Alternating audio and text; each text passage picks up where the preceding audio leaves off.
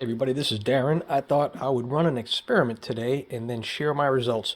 And what my experiment today is going to be is Q. Now, there's been discussion on whether a close wound coil or a loose wound coil produces better Q. I've always been curious myself, and all I've got to go off of is what I've read. So I don't know the answer. We're going to find out. So what I've got is just a piece of pipe here.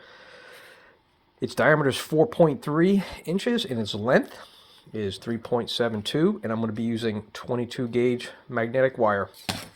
Going over to the app that I wrote. So for a form of 4.3 inches, it's going to take 40 turns to get 240 microhenries. The length of that coil is going to be 1.14 inches, meaning it's just going to be 1.14 inches. And it's telling me I'm going to need 45 feet of wire, which I've got. So stand by. I'm going to wind this tight.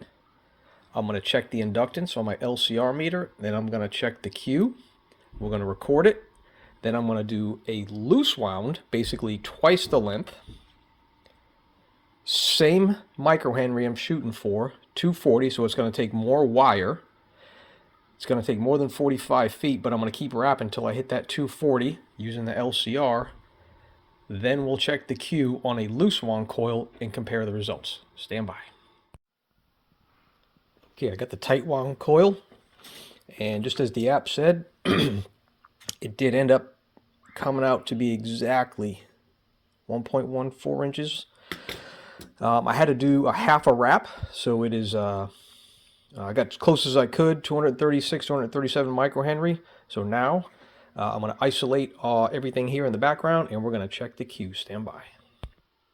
Okay, here's the result. For tight wound 22 gauge on a 4.3 inch diameter at 100 kilohertz or 1 meg, we have a Q of 188 plus or minus. So let's unwrap this. Let's do a loose wound and see if anything changes. Okay, here we have the loose wound coil. As you can see, I've got near identical to what I had with the tight wound, 237 microhenries.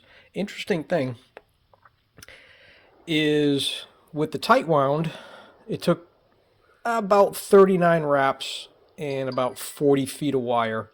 With the loose wound, it took about 10 more wraps, and that math equaled out to be about 50 feet.